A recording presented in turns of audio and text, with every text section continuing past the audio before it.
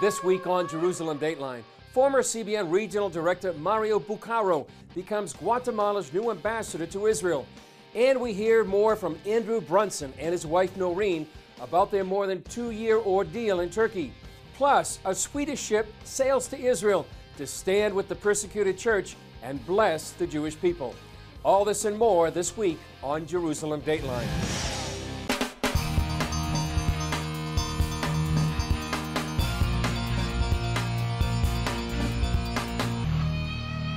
Hello and welcome to this edition of Jerusalem Dateline. I'm Chris Mitchell. Earlier this year, the Latin American country of Guatemala became the second nation after the United States to move its embassy from Tel Aviv to Jerusalem. CBN News was on hand to see Guatemala's new ambassador present his credentials to Israel's president. It began with pomp and circumstance and Guatemala's national anthem.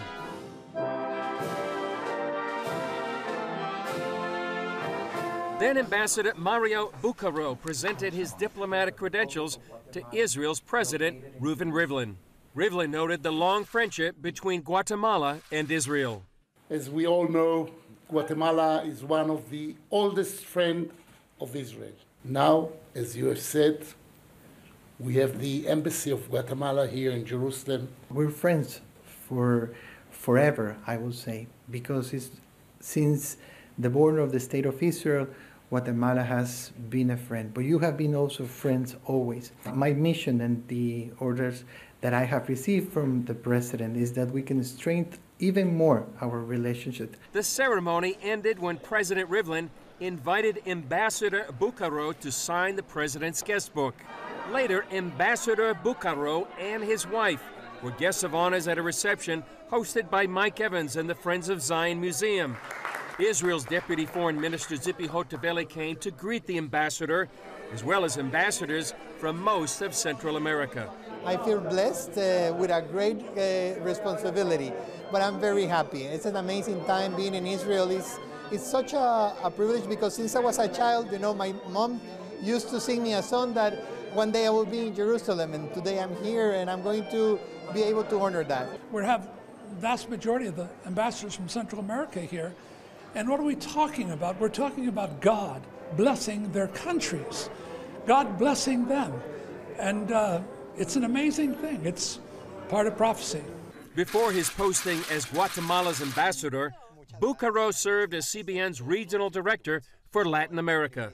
I just want to thank all the audience of CBN and especially the donors of CBN because for almost 10 years I have been part of this family. I continue to be families of CBN. Thanks Gordon Robertson and Pat Robertson for their vision, their example. And I'm here to be able to also to tell the world the love that I have for Christ based on their example too. And the best is yet to come. And what did Bucaro write in the president's guest book? Here I am, here in Jerusalem. I'm here to serve Guatemala and to serve Israel. Chris Mitchell, CBN News, Jerusalem. On another diplomatic development, U.S. Secretary of State Mike Pompeo announced the U.S. would merge its consulate and embassy in Jerusalem. The move could have a major impact on the future of Jerusalem, as you see from this earlier report. Behind me is the U.S. consulate in Jerusalem. For years, it served as a de facto embassy to the Palestinian Authority. That meant it answered directly to the State Department and bypassed the U.S. ambassador to Israel. Pompeo's announcement sends a signal that Jerusalem won't be a divided city. Now the consulate will come under the authority of U.S. Ambassador David Friedman, which some consider a victory over the objections of the State Department. Former Israeli ambassador to the U.S., Michael Oren, hailed the decision. In a tweet, he called the restructure a great day and that it signaled U.S. support for the Jewish state's claim to all of Jerusalem. He said it ends the last vestige of American support for the city's division. Israel, he said, is deeply grateful. But Palestinian leaders condemned the U.S. decision to downgrade the consulate. It had a separate channel to Washington to report on Palestinian affairs, with a consul general whose authority was close to that of an ambassador. They are dictating the ideologically committed team of President Trump to take Jerusalem off the table. This to us is like another settlement outpost in occupied Jerusalem. This does not create any facts other than dismantling the two-state solution. Mideast analyst Pinchas Inbari says the move kills the idea of two capitals in Jerusalem. It meant that the consulate is for the Palestinian capital in the future, and the embassy is for Israel. By uniting the two bodies in one means that there is no partition of Jerusalem anymore, and there will be no Palestinian capital in Jerusalem, and Jerusalem is a united city as far as the Americans perceive it. The Palestinians want Jerusalem to be their capital of a future Palestinian state. Inbari says while the Palestinians are shouting, no one is listening. If you watch around, no Saudi reaction, no Egyptian reaction, very mild Jordanian reaction. The only party that is reacting is Ramallah, not even the East Jerusalemites. They don't care. The move is the latest decision by the Trump administration to change the status of Jerusalem. Last December, President Trump recognized Jerusalem as Israel's capital. And in May, he moved the U.S. Embassy from Tel Aviv to Jerusalem. This decision will make it harder in the future for Jerusalem to be the capital of two states, one Jewish and one Palestinian. For years, many ships from Europe have set sail to condemn the Jewish state. Many of these flotillas sought to delegitimize Israel in the eyes of the world. But one ship came recently, not to criticize the Jewish people, but to love them. As this more than 100-foot vessel sailed into Herzliya Harbor, dozens of other ships, boats, and even windsurfers came out to greet her. I saw this whole fleet coming towards us from Herzliya. It's like, how many are there going to be? We thought maybe 2, 4, 5. And in the end, we were just surrounded all around with all these small and large ships. And I had to literally pinch myself. I said, what are we part of? The name of the ship is called Alida, and it sailed from Sweden for two reasons. We want to show solidarity with two groups. First of all is the Christian minorities in the Middle East that are about to go extinct. And so we're trying with this sail to raise our voice, to say, listen to them and to those who are left. This is the cradle of Christianity itself. And Christians are almost going extinct because they're killed for their faith. Then, where can we sail with this message? And the only answer is Israel. Because first of all, it says Jesus, sailing for Jesus on the side. There's no other country in the Middle East that would open up their ports for us. And it's the only country in the Middle East where the Christians are growing in numbers. So we want to support Israel in this. The inspiration came to Captain Stefan Abramson in 2017 during the Jerusalem prayer breakfast, when a waiter told him, "You are a Christian, you are a Swedish guy, and you love Israel." I have never ever met a person like that. And then I said, hello, we are a lot of people in Sweden who loves Israel. When I come home after that prayer breakfast, I felt we have to do something. We can't only sit here and don't do anything, you know. For me, love is nothing you talk about. Love is something you're doing. That doing turned into an historic voyage to Israel, along with a message. I say to them, hello, you are here of a purpose. God gave you the 10 Commandments and you gave the Torah. And that's the most beautiful gift you gave to the whole world community. They don't used to hear Christian people from, especially not from Sweden, saying this word to them. But from deep of my heart, I believe that's true. So as a Christian, I have to support Israel. I have to support the value of what they're standing for. Sweden is considered by some the most anti-Israel country in Europe. Captain Abramson and his crew want to change that. I'm praying for a golden age between Jewish and Christian communities. I believe that what we're doing now is something God wants us to do. CBN News joined the Alida as it set sail in the Mediterranean along the coast of Israel. The Alida attracted attention from all over Israel. Today, Israeli Sea Scouts came on board for a hands-on experience. They hoisted the anchor, manned the helm, and relished the experience. Also on board, Dan Sheckman, who won the Nobel Prize for Chemistry in 2011. We need more friends like this that will come to visit us and will give us a word of support, action of support, and tell the people in their countries, hey, Israel is a wonderful place. The crew didn't expect such an enthusiastic welcome. We've been blown away of the love that we've been met, but also by invitations to all these different places. Some Israelis came skeptical, but left changed. When people come on board and they meet us and they meet the love and just friendship, it's changing hearts. One by one, we're changing hearts. And some people have literally been crying. And one crew member said it's like they've been starved for attention from Sweden. Karen sees the Bible come to life. If you read Isaiah talking about ships coming from the Gentile nations to Israel and showing their support for the nation, I mean, yes, it's part of it. And I do think that there's a time when we need to express our love and to side by side with the Jewish nation. As the voyage ended, Captain Abramson shared his heart with the visiting Sea Scouts. We sail all the way from Sweden to start a movement of friendship between Sweden and Israel. I wish you everything the best, and I hope to see you again in the future. Thank you very much for coming here.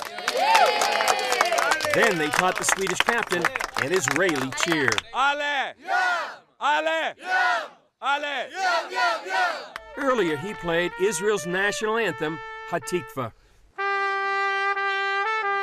Chris Mitchell, CBN News, on board the Alita off the coast of Israel.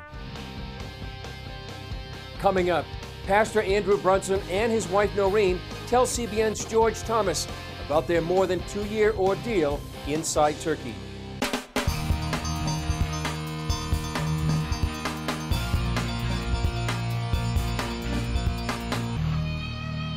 Pastor Andrew Brunson and his wife Noreen endured a more than 2-year ordeal in Turkey. The Turkish government accused Brunson of aiding a 2016 coup to overthrow the government. He spent more than 2 years in a Turkish prison or house arrest, and he faced possible life imprisonment. President Trump secured his release, and recently CBN's George Thomas sat down with the Brunsons to find out how they survived their trial of faith under fire. Andrew, how did God sustain you these last 18 months? I think through the prayers of God's people. What I've said to my wife, I said, where is all the grace that I expected to come pouring out from these? Obviously, many people are praying, where is the grace? And what I found is that God was taking me a different route and was not letting me feel or sense the grace that is there, that's sustaining me. So I say it was like an unfelt grace, an unseen grace. But then as I look back on the things He brought me through, and I realize my incredible weakness, then I say, oh, He was there the whole time. He was carrying me through. The grace was there, I just didn't sense it. Did you ever lose hope? Oh, yes. Especially the first year. I was really broken. A number of times I lost hope. And that's where I came to a point where I had to look away from hope and more towards submission. And the point of the submission was saying, God, if this is what you have for me, I don't have the strength to do this. I can't endure in prison long term for years. I don't want to. But if this is what you have for me, then I want to serve your purposes. But then I need you to strengthen me.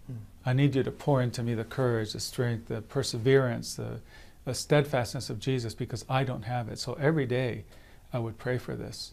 And it became my cry was, I want to be found worthy to stand before you on that day without regrets from things left undone, from cowardice. So I don't want to be a coward. I don't want to leave undone the assignment that you've given me. But I need your strength for it. Noreen, you were in prison with Andrew for 13 days, then you had a chance they let you go. What got you through those 18 months when you only had a chance to see Andrew once a week for 35 minutes? It then got extended to an hour. But what got you through? Yeah, again, first of all, the prayers of people around the world. Some were especially touching to us. All prayers were wonderful. We were really touched by the prayers of the Turkish church. We were touched by the prayers of Iranians, Chinese. These are suffering churches. And to know that they are praying for us was just very humbling. So that was, there's no question that we were carried on a wave of prayer. Secondly, it's just pressing into the Lord. Difficult times, that's what we do, right? We have to press into the Lord a whole lot more. And there was a shift from, Lord, walk through this day with me, to, Lord, you lead me. We're still walking together, but you lead me through this day. So definitely spending a lot of time in His presence, sometimes just sitting quietly, because I thought, what can I say, Lord? But definitely holding on to Him. We at Christian World News, we were reporting on your plight for a very long time.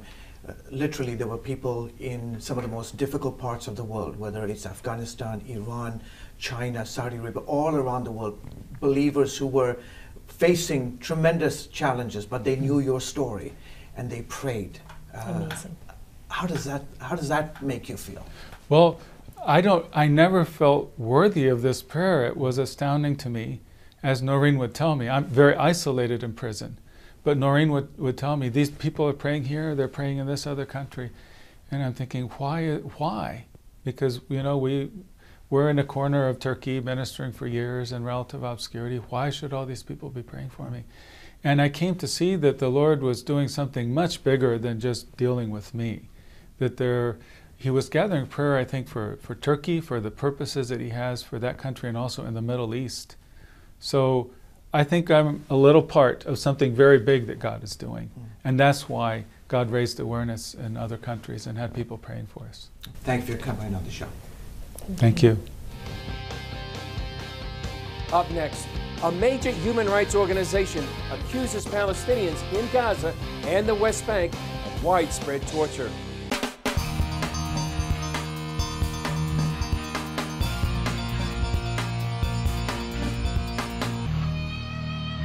The watchdog group Human Rights Watch released a harsh report that accused the Palestinian Authority security forces in the West Bank and also Hamas in Gaza of widespread torture and arbitrary arrests to quash dissent. Both the Palestinian Authority and Hamas denied the report, but Human Rights Watch says it interviewed nearly 150 people as part of its 2-year investigation. CBN News reported on the brutal torture of Palestinians by the Palestinian Authority earlier this year. Take a look. Most people would call a man who saves the lives of innocent men, women, and children a hero. But if that person is a Palestinian and he prevented a terror attack against innocent Israelis, the Palestinian Authority does not hail him as a hero, but an enemy collaborator and a traitor. I know this isn't right to go and kill people on the street.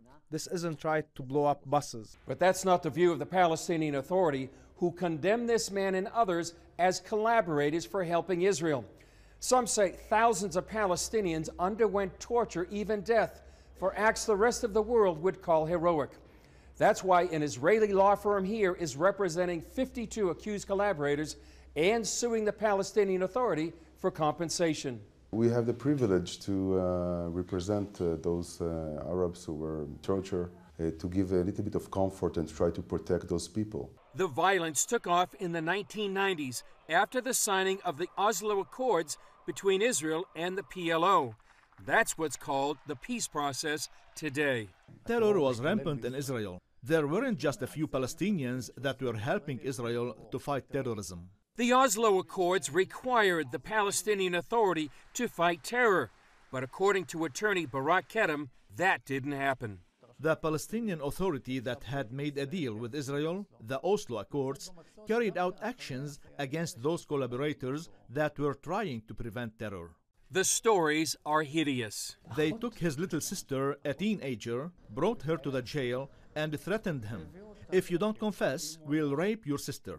They had no red lines, so he confessed, but it didn't help. She was murdered. What she went through until she died, we don't know. It's really like ISIS.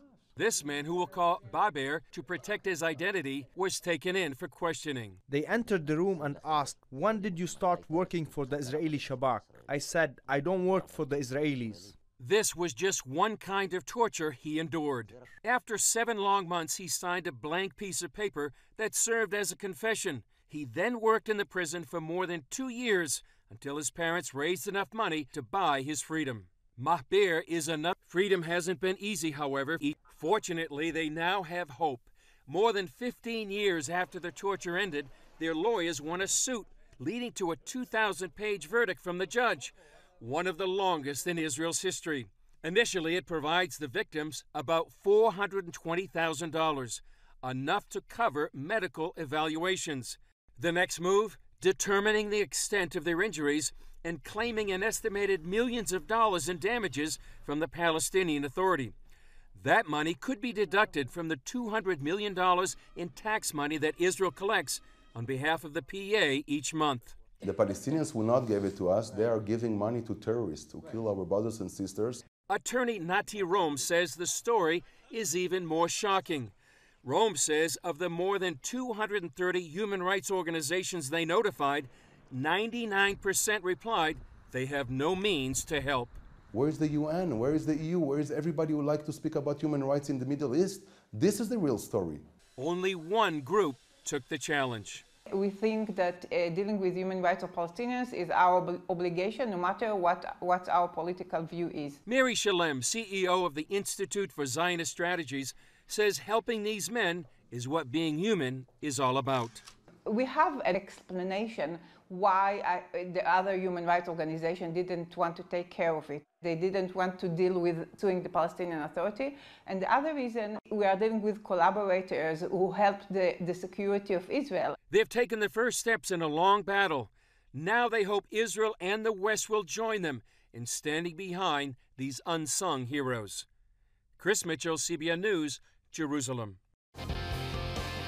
Coming up, a heartfelt thank you from Jerusalem. Well, that's all for this edition.